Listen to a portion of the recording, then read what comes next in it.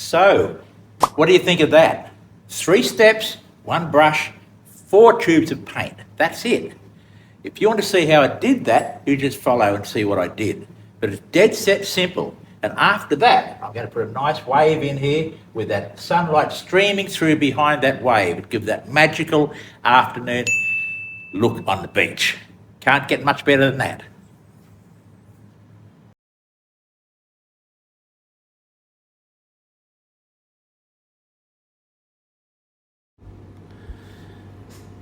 So I make a start with cobalt blue and white, my good standby colour. And I'm using the only brush I use in the whole painting, and that's a fan brush. I mean, you don't really need to branch off and get a million brushes. If you can make 1 brush do the work, that's really all you need to do. Anyhow, so this is a sunset painting. And I've expanded my very limited palette of 3 tubes of paint to now 4, believe it or not. Well, I don't use white as a colour, it's just a blender, isn't it?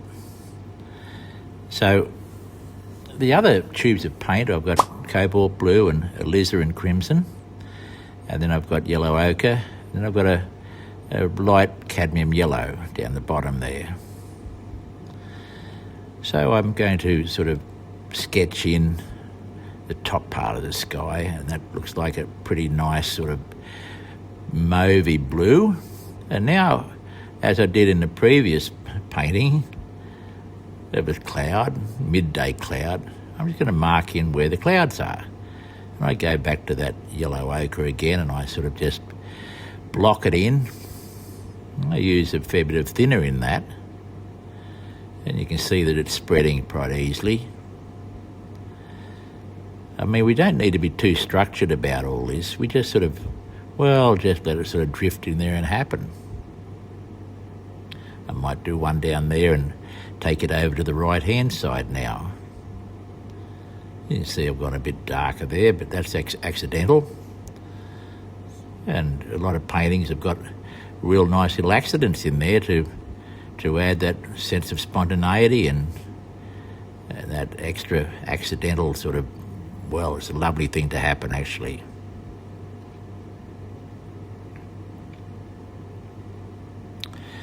And now I'm going to put in a bit of white with that yellow ochre and just sort of lighten up areas and create a little bit of variation. And I'm dropping down to the horizon now, and I'm darkening that horizon with a little bit of that light red, or that alizarin, in the yellow ochre. And you get a nice deep brown there. I'll throw a bit of purple in that later on. I'll add a bit of blue and the alizarin to it, and that'll deepen it even further.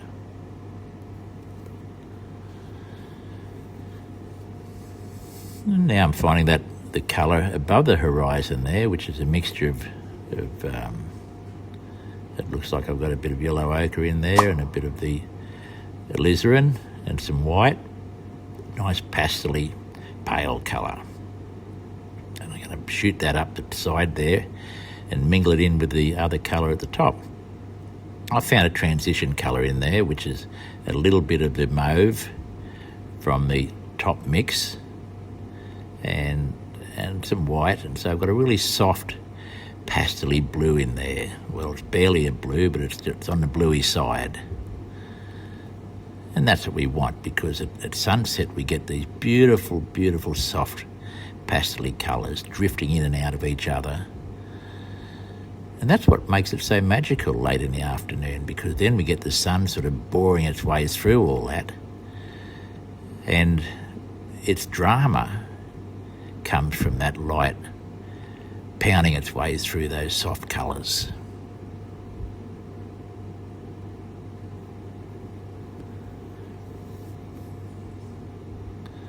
I'm not being too careful here, but you can see I've jumped forward there a little bit.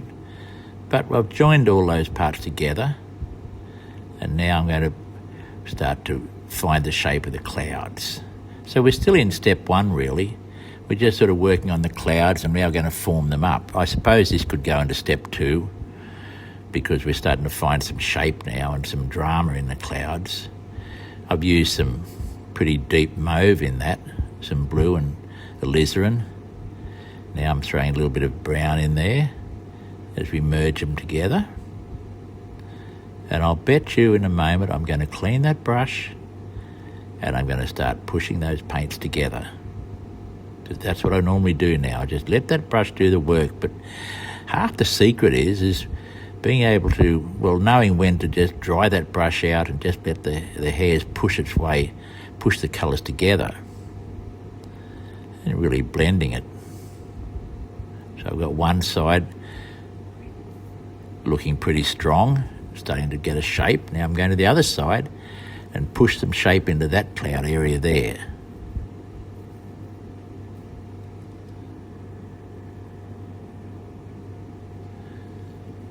And I'm drifting some clouds just above the horizon there. They'll find their way into the painting as we get further on. There we go. I'm starting to bleed some colours together. Let that brush sort of do some nice work and find some drifting bits of cloud into the sky, because it's not all hard edges. Most of these clouds just wisp their way into the next part, and you can barely discern the break. They just sort of float together. And that's what's beautiful about clouds, because they can have a hard edge here and there, and yet most of the time it simply blends its way into what's around it. You can see there I'm sort of finding that cloud and pushing it into the sky and just letting it find its own way. And it just wisps its way around and dances in the sky. And I'm going to dance the brush around to follow that manner.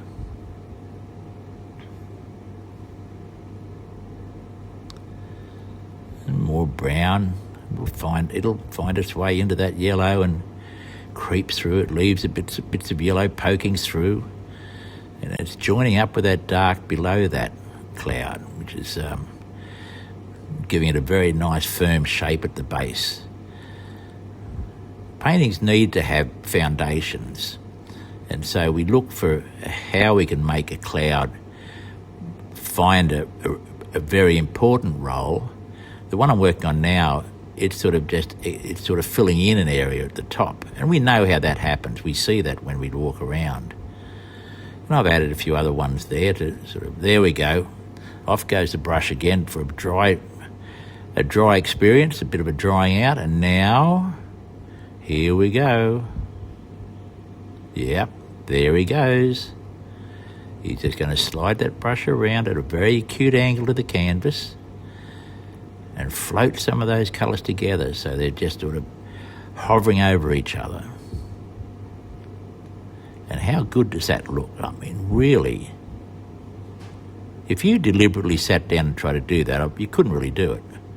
So I've just got a way of using that brush to make that work. Now we're going to the all-important part, and this is the last step in it, the sun and the sunlight and clipping of the edges of the clouds with that beautiful golden yellow.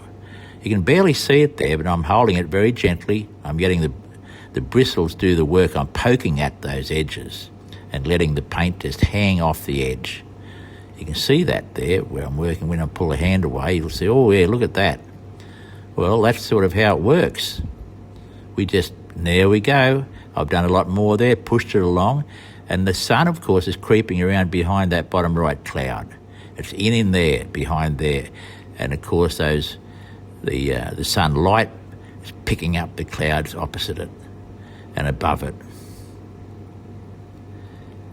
And it breaks up some of those cloud formations. It finds little puffs of cloud, and it just clips the edge of that. And here we go. I'll put a bit more down on that bottom part down there, quietening it down a little bit, because it's going to be hollowed out. The sun's going to find its way through there, and we've got little orphan clouds floating around in the horizon there, and underneath that one,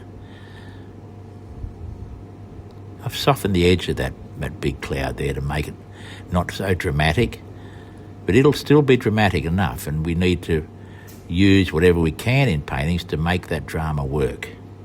Now, I wonder if I can put a a sun ray in here. Well, I'm going to give it a go. I've got some nice light in there now behind that cloud on the right, and I think I can give it a go here. Here we go. I'm going to drag that brush up there and see if I can get a sun ray. And it's happening just in front of my eyes. There it goes. I might even get another one in there if I'm smart. I'll just fiddle around down here first and make that distance start to work.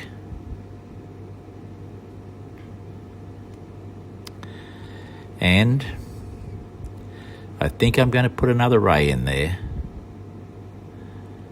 Well, once I get a bit of this done first, tinkering around, making these little parts work, is what it's all about, but not overdoing it, just touching here and there and letting each part do its own thing.